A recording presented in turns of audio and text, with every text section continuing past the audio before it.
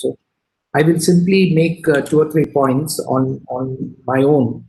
As I said at the beginning, my concern is with the question about the between the theory of justice within the system on one hand, and the strong feedback we get from caste marginalized groups that they are not securing justice.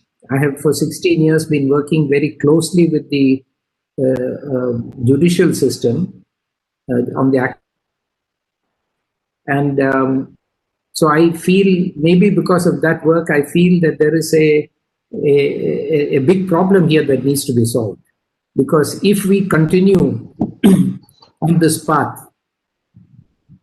where caste marginalized people feel that they are not getting justice from courts, then I think it becomes a big threat for the survival of our republic. So this is a big issue that has to be corrected by the judicial system and by legal theorists and law teachers and members of the bar. So from this point of view, I'd like to make just a couple of points. One is how do we approach the question of justice? We have heard very valuable and insightful summaries of leading approaches to the ideas of justice from all three speakers. Particularly Professor R.K. Baiju set out for us, I think, a very valuable overview, which I'm sure once this video is put online will be extremely useful to students of jurisprudence.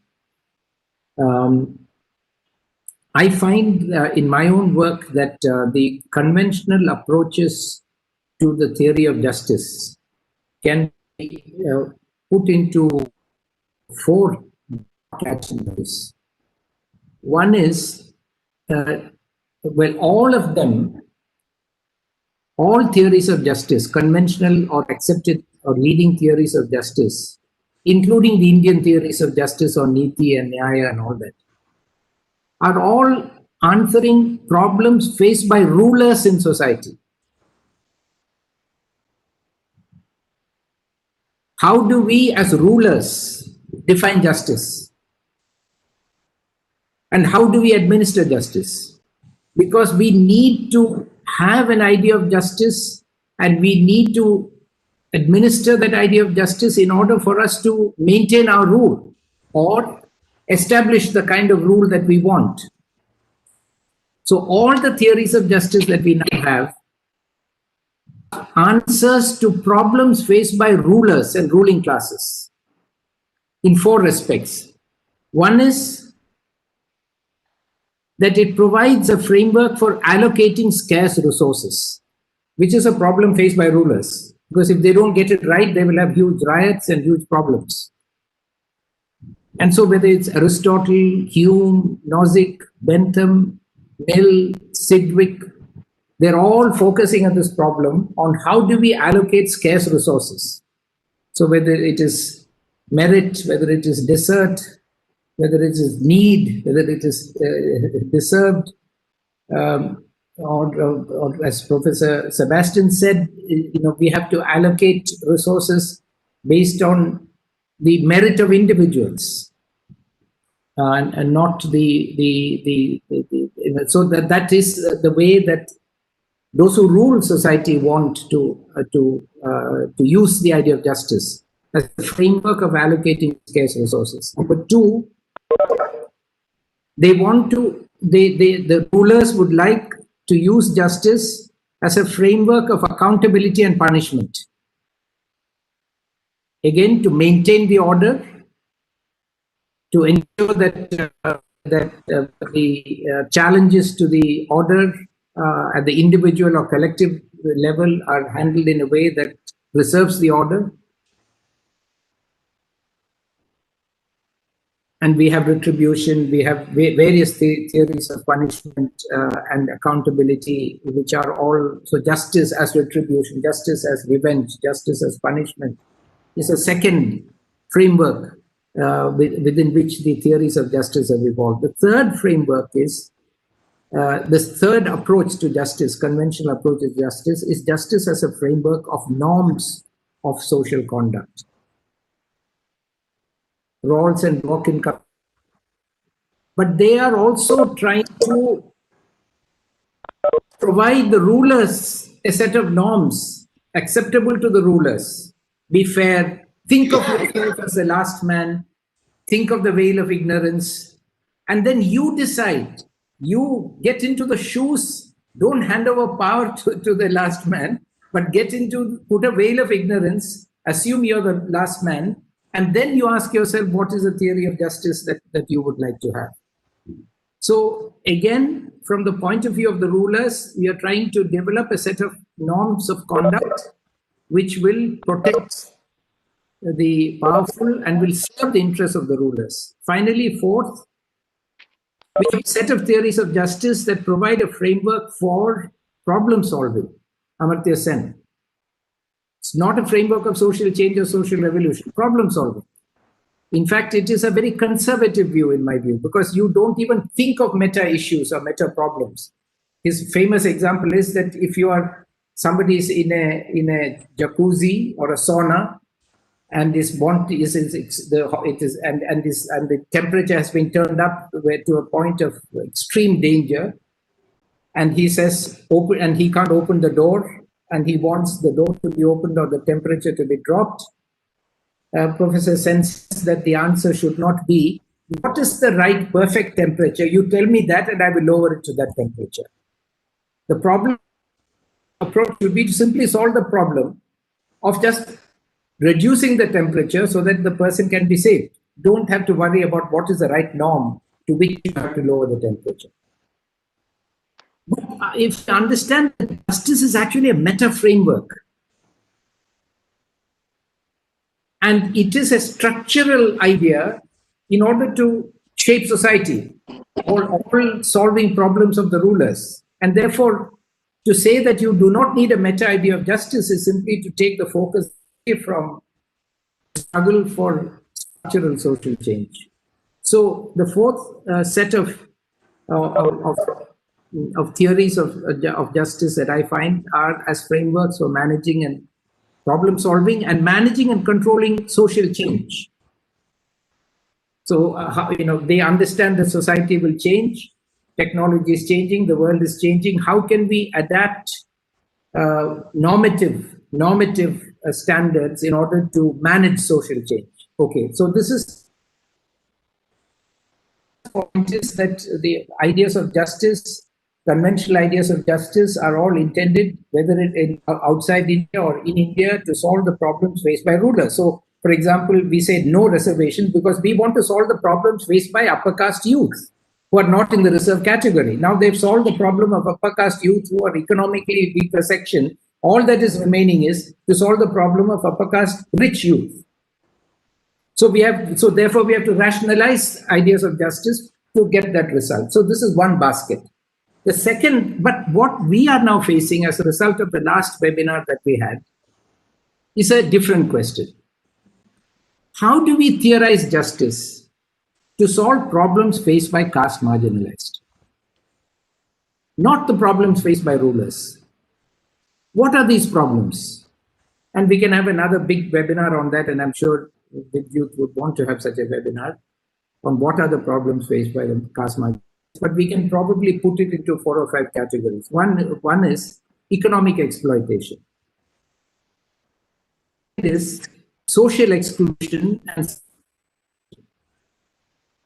third is political subjugation and disempowerment. Fourth is cultural genocide. Fifth is destruction of the natural resource base of the marginalized, taking away their jungle zameen, as they say in the north. water, forest, and land. So we get the idea that there are 5 sets of problems faced by the marginalized, as against the problems of allocation of resources, accountability and punishment, problem solving, managing and controlling social change, and creating a workable framework of norms that will preserve the current social order. These are the problems faced by the rich, the powerful. The problems faced by the poor are the 5 that I organized. So how do we now theorize justice in order to solve the problems faced by the marginalized and bring that influence to bear on legal and judicial discourse? This is our challenge. Now, in approaching this challenge, I want to make the following couple of propositions. One is, I want to say, and I agree very much with Professor Baiju's point on this, that I also believe that etymologically, justice is a standard of right human conduct. Because justice comes from the word jus, J-U-S. Jus means right value. Apo, justice, justitia, basically means the standard of right human conduct, of the standard of rightness. As Professor Baiju said, and I can add one more just to his example, I can say, give me just half a coffee. It's nothing to do with human conduct. But the use of half a cup is the right norm for me. So I use the word just cup of coffee. So use simply is the right norm, not just human value, human conduct. So justice, so justitia or justice is used to refer to, particularly used to refer to, as Professor Baiju also said, standard of right human conduct, and that too standards of eternal standards of human conduct, not short-term but long-term standards of human conduct. But short-term conduct standards of human conduct we will not call justice, we will call right conduct or something else. But when we say justice, we are referring to eternal values. So we know that the word justice etymologically means nothing more than a standard of human conduct, like dharma. Dharayati iti dharma. What upholds society is dharma. But what is it that upholds society? We don't know. But it is something that upholds society. Similarly, justice is a standard of human conduct. Now, what I have also, the second proposition I'd like to make is that left to itself, the word justice is an empty word. It has no content. In terms of what is the right value of human conduct, there is no content. What Hitler does, he claims is justice. What Gandhi does, he claims is justice. And everyone in between. So therefore, inherently the word itself, like I guess suppose happiness, sadness, a lot of other words, the word itself has no content. Therefore, the question is, what is the meaning we want to pour into the word justice? Give it what content do we want to give it? And for that, what we've been doing is we have been providing content to satisfy the 4 or 5 needs of the rulers. They want to allocate scarce resources. They want to ensure framework of accountability and punishment. They want to have framework of norms that will help them to maintain their rules. They want to manage, to solve problems and manage and control social change. So we have been providing content to ideas of justice, focusing on the problems the problems they have, which is to basically continue to acquire and maintain power in society. Now, therefore, the challenge we have is we have to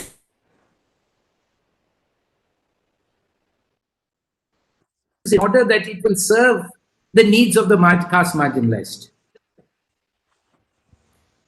And those ideas, if I go to the needs of the caste marginalized, then there are 3 or 4, just to give you examples. To meet the problems of economic exploitation, social exclusion and subordination, political subjugation, cultural genocide, and physical and natural resources genocide or destruction. We can think of giving the empty word justice, which means the right standard of conduct, but we give the content of the right standard based on some of the following ideas. For example, justice as a standard of right conduct of the powerful towards the powerless. Justice as a standard of the right conduct of the powerful towards the powerless. So once I had to speak on part 4A to some judges. So I told them, look, you should first apply it to the president, the prime minister, the cabinet minister, the chief justice of India, not to the poorest hungry man on the street. So we want to convert justice as a standard of conduct of the powerful towards the powerless, not simply in abstract as a standard of human conduct, equally applicable to everyone. Second, justice as a framework of democratic transformation. So we measure that as just, which actually creates democratic transformation, which transfers power. Democracy means kratos, power, is in the hands of demos. So we say only that is just which actually transfers power into the hands of the poorest people. Otherwise, it's not justice. So we move away from allocation of scarce resources based on Bentham's utilitarianism as or the greatest good for the greatest number as a method of allocating scarce resources so that power can be maintained. We say no, justice means that the powerful have to behave in the following way: respecting equality, fraternity, dignity, and liberty of the poor. Justice means democratic transformation. Justice as an instrument of social revolution and annihilation of caste. Anything that preserves caste is unjust. Anything that annihilates caste is just. That's our idea of justice. If an argument is made that merit should be the basis of selection to education and employment, we must demystify the idea of merit. After all, the man who invented gunpowder, sorry, not gunpowder, that's a Nobel, the man who donated the Nobel Prize, the man who invented DDT was given a Nobel Prize by the Academy of Science. And you can go to the net and read the citation of the man who invented DDT. The Nobel Prize Academy, consisting of very leading scientists of the world, most meritorious, gave this man an award saying he's almost like God. He has created a substance that is fatal to pests and harmless to humans. Today, 100 years later, DDT is banned all over the world. Merit literally means that which is earned through direct effort. Merit does not mean the degree or mark you have. The literal meaning of the word is merit, what is earned through one's own effort and experience. Every human being who has lived has merit. The type of merit is different. There is no human being without merit. So the question is, how do you define and measure merit? And we must say that any measurement of merit that discounts the merit of the common people is unjust. And therefore, we shall not support it. Finally, justice as a framework for democratizing the judicial and legal system. It is now captured by a very small group of people. Now we are in Kerala. Let me say this to you. I repeat this. There have been about 35 people or so in the last 70 years, so roughly 1 in 2 years. From the Kerala Supreme Court. My number is not exactly correct. In that region, 30-35. Except for two Muslims and one Dalit. Every single judge elevated from the Kerala High Court to the Supreme Court. Caste. Is it because there is no merit in anyone else in Kerala? Or is it a reflection of the undemocratic nature, of the oligarchic nature of the legal profession? So we have to say whatever is unjust, such as whatever is undemocratic in the judicial and legal system is unjust. So I'm just giving you 3, 4, 5 examples that we have to give content to the idea of justice that will answer the problems of the marginalized, which I have listed to you and I will not repeat. And what does not solve their problem is unjust. For example, if we come up with a system of allocating scarce resources that is deontological and pro-poor, it will not be considered as justice by the dominant jurists of India or elsewhere. Similarly, we need to rethink the idea of justice. That's my second point, that there is no fixed standard of rightness inherent in the word justice. There are many meanings, and we must give meanings strategically, tantrapurva. We must give meaning to the idea of justice. Now, thirdly, I'd like to say that the Constitution provides us a framework. That's my last point, actually. The Constitution provides us an excellent framework for reconceptualizing the idea of justice and giving it new content in a manner that will provide solutions for the problems of the marginalized. And where do you find the constitutional vision of justice? You find the constitutional, if we say justice is a standard of human conduct, we can identify and tease out the specific standards or values of human conduct that are enumerated in the Constitution. And there are at least 75 such values in the Constitution. I'm not listing them. But how human beings should treat each other. And all of them are in favor of the marginalized and the poor. Which is why in a recent judgment in 2020, Justice Ravindra Bhatt, writing a judgment for the Supreme Court of India, referred to the poor people of this country as the favored children of the Constitution. And he very eloquently showed how the Constitution is an instrument of social change. He was not the first to say that.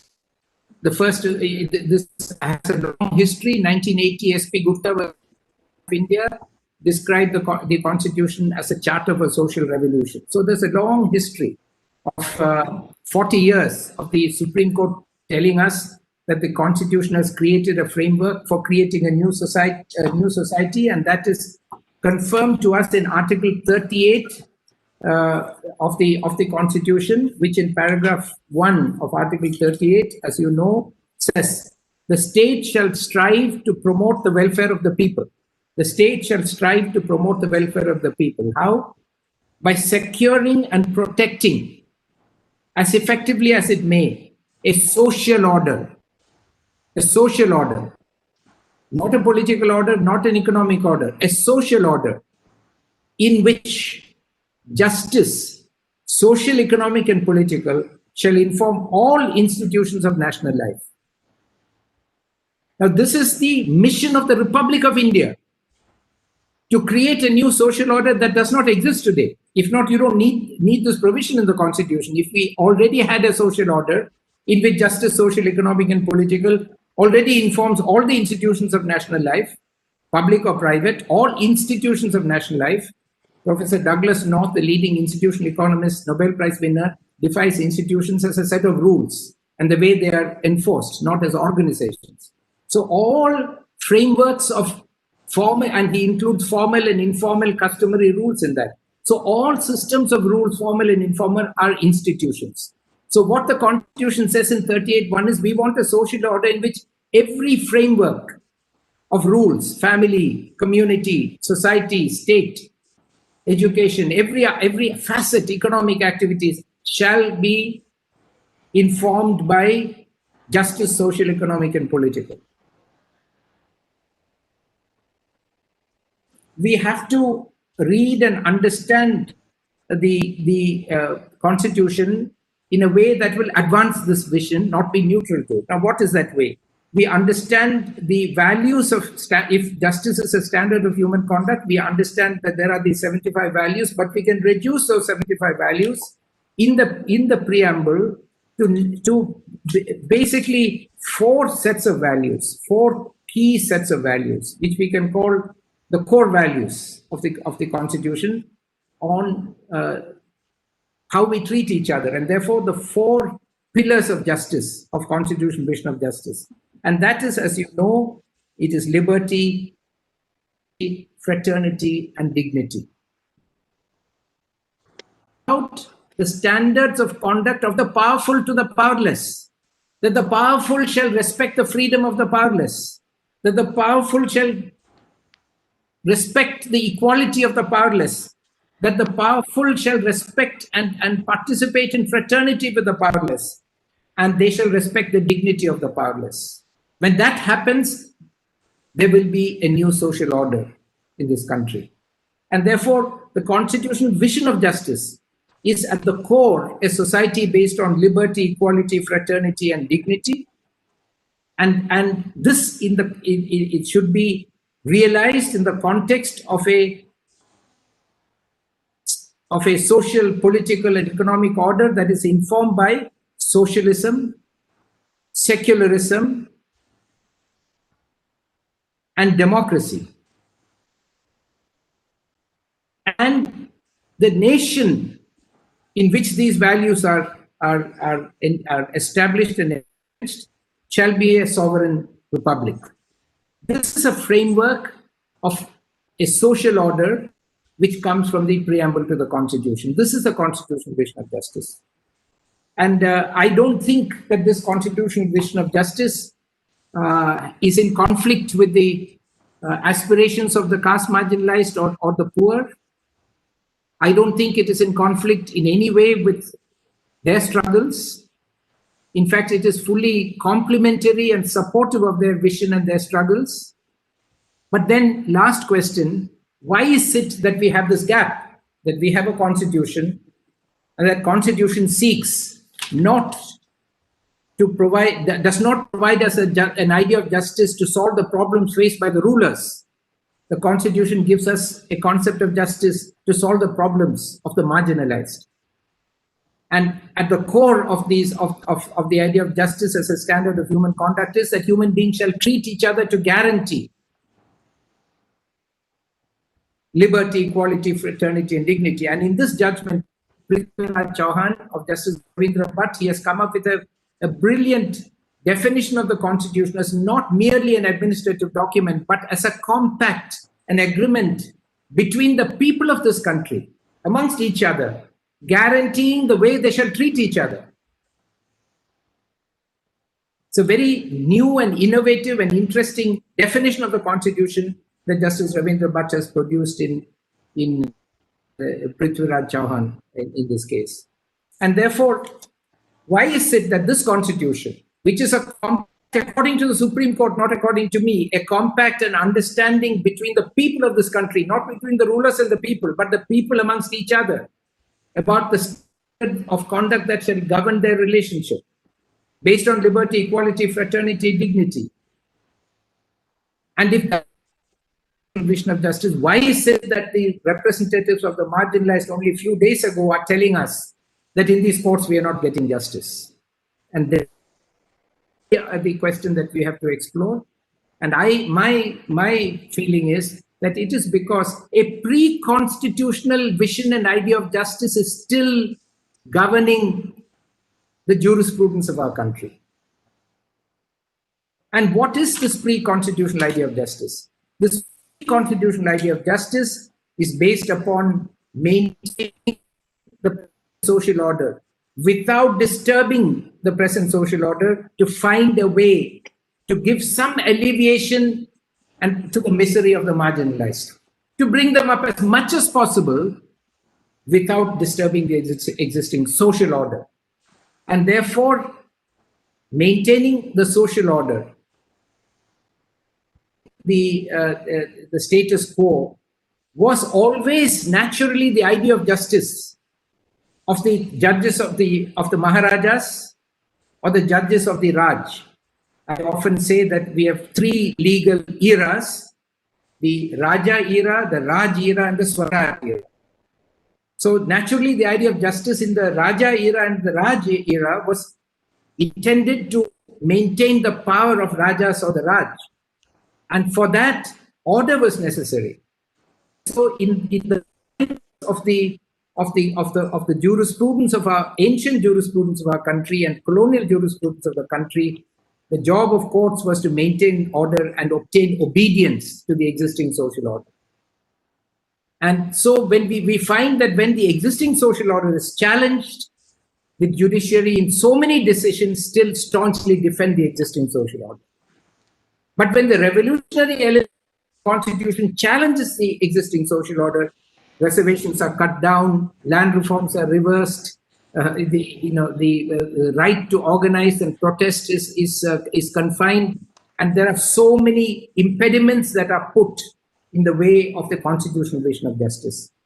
And therefore, what we need to do, and I will conclude with this, what we need to do is we need to explain three things to people. We need to first of all explain to people that justice refers to a standard of human conduct, but it does not specify the content of that standard of human conduct. It does not specify it. It is up to us to specify it. First. Second, to convey to people that the current ideas of justice are intended to solve the problems faced by rulers, so that they can solve those problems while maintaining the status quo. And third and last point is to say, therefore, we need to rethink our idea of justice. We need to give content to the idea of justice in such a way that the problems faced by the marginalized, especially the caste marginalized, will be solved. I've listed those problems, and I've listed some of the methods we can use in that regard, and that we should consciously give content to the idea of justice that will help the marginalized people solve their problems. And to do that, the great resource we have is the vision of justice of the Constitution of India, which is of social revolution, through creating a new social order, as said in our, based on equality, fraternity, liberty, and dignity, in a state that is based on the ideologies of socialism, secularism, and democracy and republicanism. And it is this framework that will help and govern, make this to transform not just our society, but our idea of justice, and the idea of justice that governs our courts.